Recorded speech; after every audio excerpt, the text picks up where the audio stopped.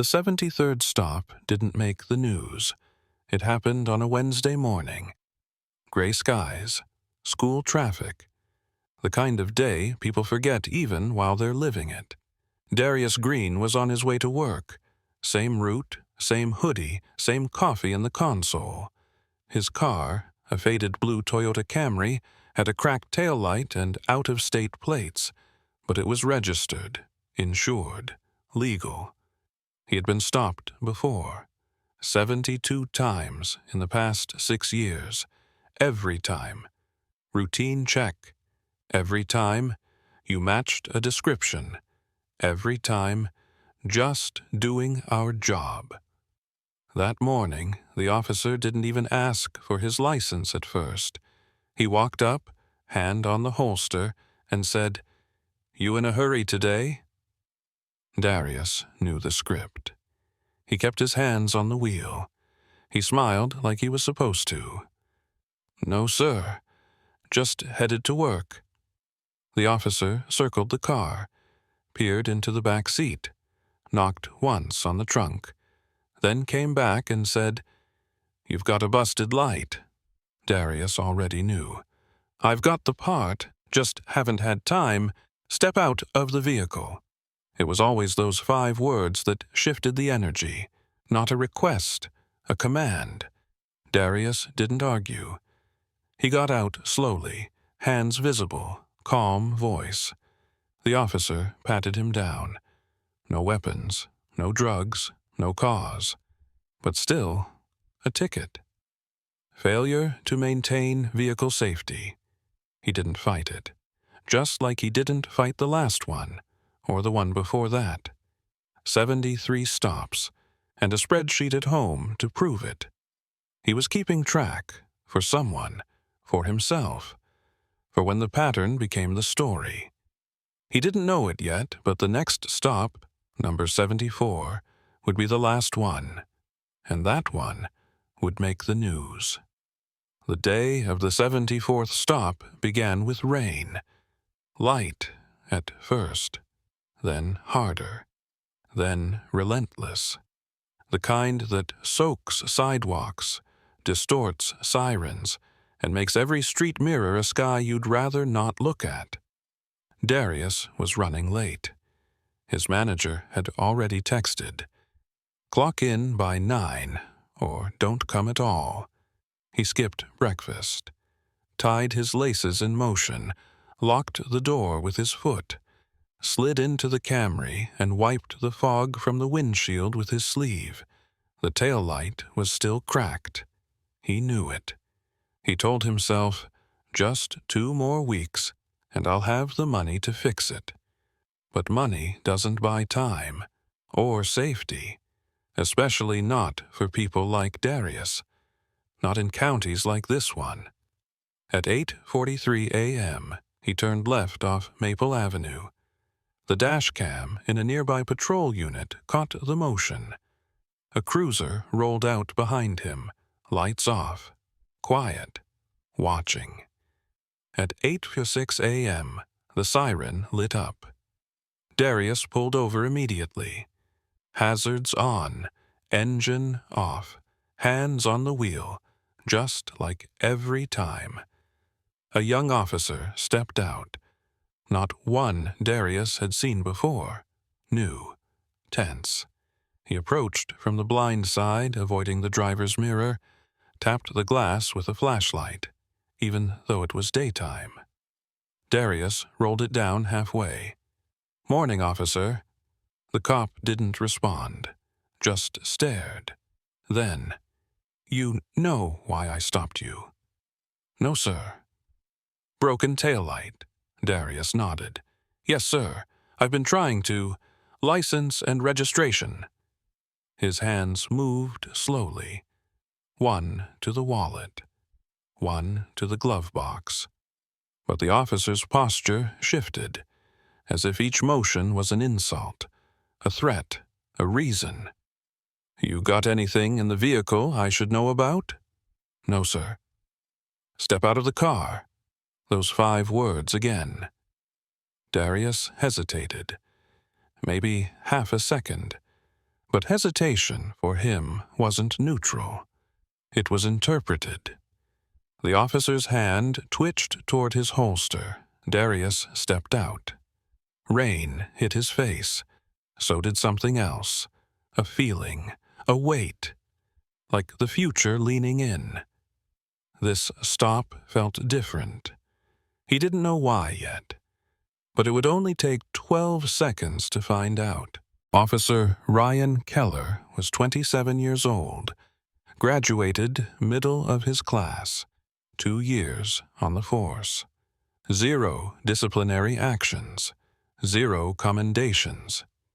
He didn't know Darius Green, didn't know this was the man's 74th stop, didn't know about the spreadsheet, the cracked taillight, or the job Darius was already late for. All he knew was this. A black man stepped out of a car and looked him in the eyes, and something inside Keller flinched. Rain was coming down in sheets now. It blurred the windshield, the badge, the world. His radio hissed, then went quiet. He asked again, louder this time. "You got weapons in the car?" "No, sir." Keller's hand hovered near his holster. "I need you to turn around, hands on the hood." Darius complied. No sudden moves. His palms met the cold metal. His head bowed slightly, but Keller's hand was shaking. His training officer once told him, shaking means you're alive. Shooting means you're scared. And right now, he was both. He started the pat-down, right hip, left side, then a twitch. Not from Darius, from Keller. The officer stumbled on slick pavement. His boot slipped just enough to trigger instinct. He thought Darius flinched. He didn't. But Keller didn't pause to confirm. 12 seconds after Darius exited the vehicle, Keller fired. 3 shots, 2 hit center mass. 1 went wide and embedded in the hood. Darius collapsed. His hands never left the car. The body camera footage cut out 7 seconds later. The official report would cite equipment failure. But someone saw. An elderly woman in a window across the street. She didn't film it, but she remembered every sound, especially the silence afterward, the kind that doesn't come from justice, only from something ending. By noon, the crime scene tape had been stretched across the sidewalk, plastic flapping in the wind, rain pooling in the potholes. The blue Camry sat still, driver's side door ajar. Darius's body had already been taken away, but the stain on the pavement stayed longer. Officer Keller sat in the back of a cruiser, head in his hands. 2 supervisors flanked him, talking low. One scribbled notes.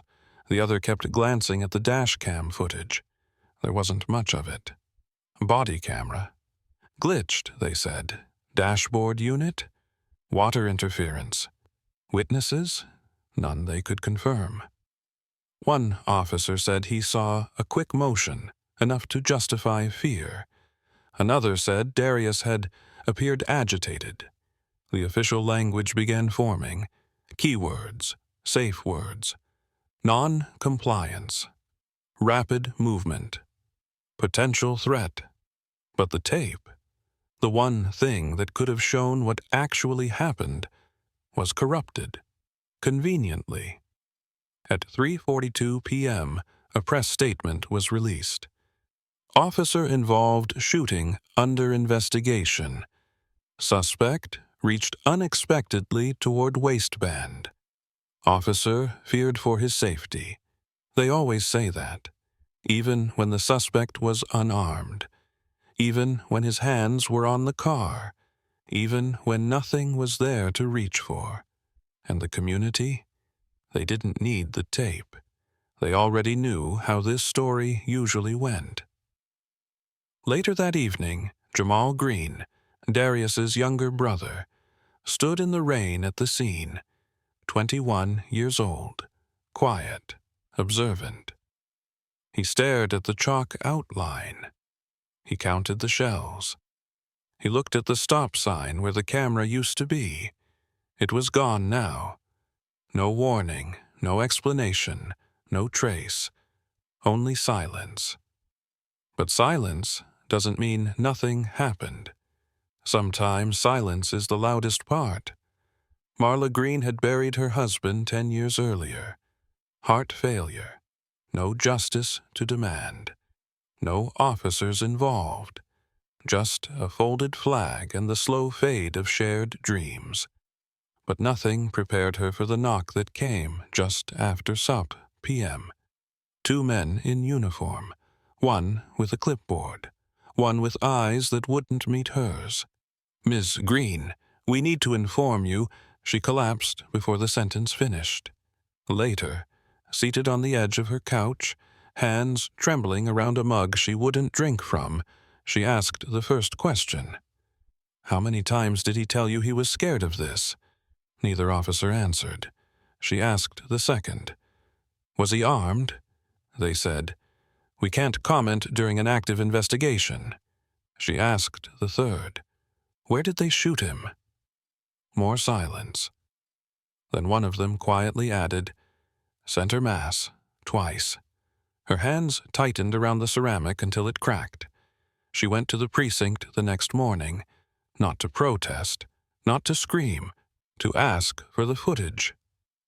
The woman at the desk was polite, too polite. Her eyes darted to a supervisor before answering. "There's currently no viewable footage available, ma'am." "But he wore a camera."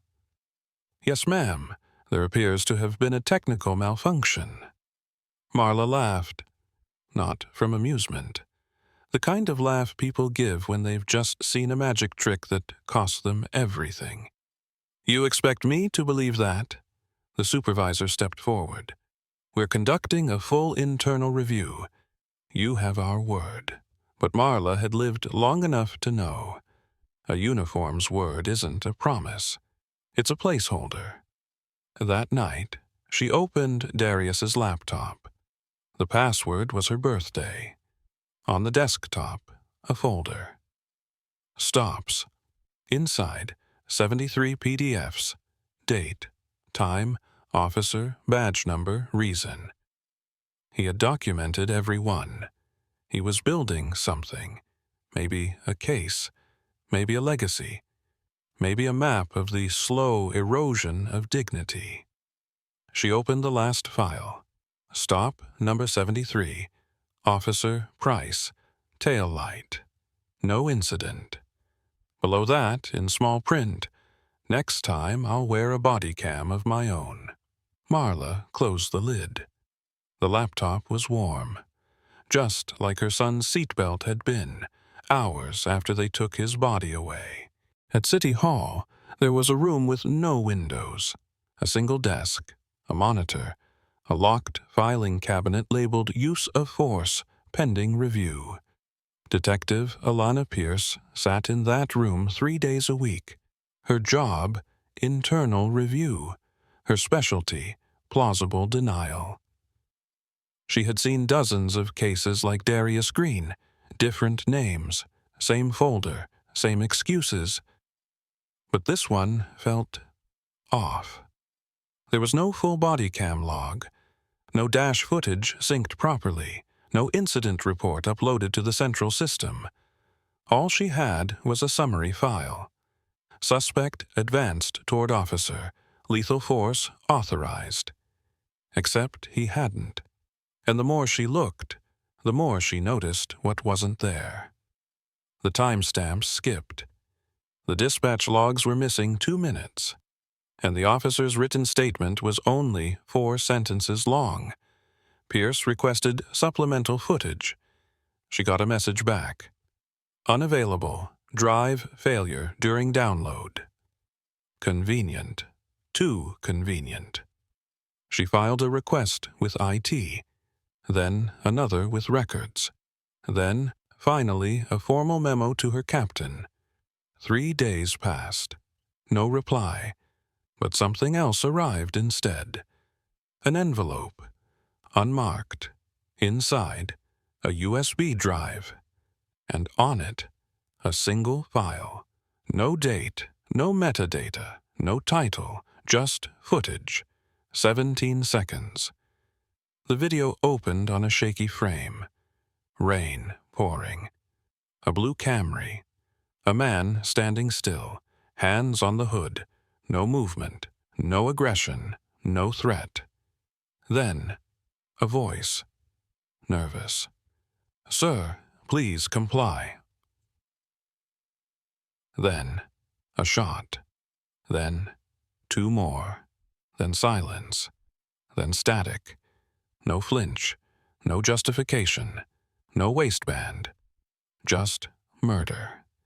Pierce watched it 3 times. Then she closed her laptop and whispered to herself, "They're going to bury this, but not if she moved first." The file made its way to Marla on a Tuesday, left in her mailbox. No return address, no note. Just a flash drive taped to a folded sheet of paper. The words scribbled in ink. "You deserve to know." She plugged it into Darius's laptop with trembling hands. The desktop flickered. The file opened. 17 seconds. Her son, standing still. The same blue hoodie, the same hands, pressed to the same hood. And then, the shots. She didn't scream. She didn't cry. She watched it twice, then again. Then she opened a new document. Stop, number 74, 0422, Officer Keller, weapon discharged fatal. Underneath it, she wrote, "Hands visible, no movement. Officer escalated without cause. 17 seconds. No hesitation. No humanity." She printed it, and the footage. Then she called every journalist, every activist, every lawyer she could find in Darius's emails. By the end of the week, the phrase, "Stop number 74, was trending. People gathered, not just friends, not just family, people who had never known Darius, but knew what he stood for, or rather, what was taken from him. They stood outside the courthouse with signs, shirts, candles. They chanted his name. They played the video on loop. And when Officer Keller gave his first public statement, he looked into the cameras and said, "I feared for my life." It echoed across every screen. But for the first time in a long time, people didn't believe it, because now they'd seen the tape. And 17 seconds told them everything. The courtroom was packed, every seat filled, every hallway crowded. Reporters, community leaders, college students who skipped lectures just to stand and listen. Marla sat in the front row, hands folded, wearing Darius's favorite color, deep navy blue. Her face was still. Her eyes held something harder than grief. Conviction. The prosecution queued up the footage, played it without commentary. 17 seconds, 3 shots, 1 dead son. Then 10 seconds of silence. No one moved. No one whispered. Even the defense attorney stared at the monitor like he didn't know what to say. Then he stood and cleared his throat. He called it a tragedy. He said Keller feared for his life. He reminded the jury that the law protects mistakes made in fear. But fear wasn't what was on trial. It was truth, and it had a timestamp. Outside, murals had begun to appear. Walls once covered in graffiti now bore Darius's face, sometimes with angel wings, sometimes with burning taillights, sometimes just his eyes, wide, patient, watching. 74 became a symbol, not just of Darius, but of all the names never heard, all the footage never seen, all the moments erased by bad weather, camera malfunctions, and convenient silence. 10 seconds of quiet had become a roar. Officer Keller sat in his own silence. No public statement since his first, no apology, no ownership, just a man behind glass, waiting for a verdict he didn't think was coming, because the system rarely broke for men like him. But this time, something was different. The official press conference was called for 10 a.m., 3 flags behind the podium, city, state, and the department's own emblem, an eagle gripping a sword and a scale. Chief Raymond Holt stepped up to the mic, gray hair, polished boots, a practiced look of solemnity.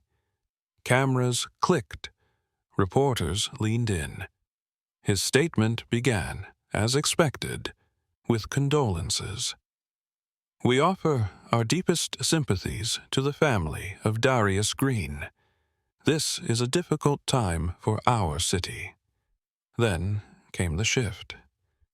While the officer's actions are still under internal review, we recognize the footage raises serious questions.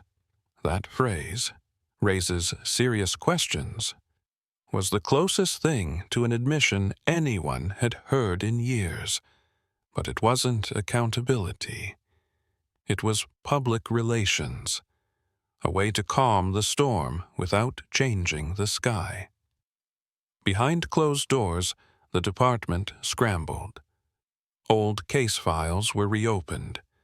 Body camera protocols were updated. Supervisors held emergency briefings on community optics. None of it changed what happened, but it looked like change. And sometimes that's all institutions care about. Meanwhile, the mayor, pressured by community outrage and upcoming elections, announced a civilian oversight board, 17 members, 7 with law enforcement ties, 3 corporate attorneys, 1 pastor. The board's first order of business? Investigate whether Officer Keller had acted within the bounds of department policy. They didn't ask if the policy itself was broken, just whether he followed it. And then came the leak. A former dispatcher released internal memos, dozens of them, emails confirming what many had suspected, that Darius had been flagged in the system as a repeat stop subject, that officers were encouraged to monitor his vehicle for pattern analysis, that stop number 74 was not random. It was planned, a culmination of quiet surveillance, casual harassment, and institutional neglect. They hadn't feared Darius. They had tracked him, and the system hadn't failed. It had performed exactly as it was designed. It rained on the day of the verdict, just like it had the morning Darius was shot. Same wet sidewalks, same gray light. Inside the courthouse, the jury filed in, faces tight, eyes low, 12 people holding the weight of a city. The clerk read the verdict. We, the jury, find the defendant, Officer Ryan Keller, not guilty. No gasp, no shout, just silence. Marla Green didn't cry. She stood slowly, her hands by her sides, and walked out without a word. She knew this was coming. Justice, she had learned, wasn't something people like her were promised. It was something they built from scratch. And sometimes, even that wasn't enough. Outside, the crowd was already growing. Signs rose, chants echoed through the rain. 74. We saw the tape. No more silence. The city tried to move on, tried to forget. But forgetting isn't easy when the streets remember. The mural of Darius, painted across the East Side underpass, kept growing. People added names, dates, stops, stories. It became a living wall of grief and defiance. 1 year later, a book was published. 74. The Pattern They Denied, authored anonymously. But everyone knew Marla had written it. Inside were Darius's logs, witness statements, the video stills, and one final paragraph. He wasn't a symbol. He was a son, a man, a citizen. And this system wrote him off with 3 bullets and a broken tape. But we remember. We always will. And so, the story didn't end in court. It carried on. In protests, classrooms, documentaries, whispered prayers. Every time someone asks, why are they still angry? Someone answers, because of 74.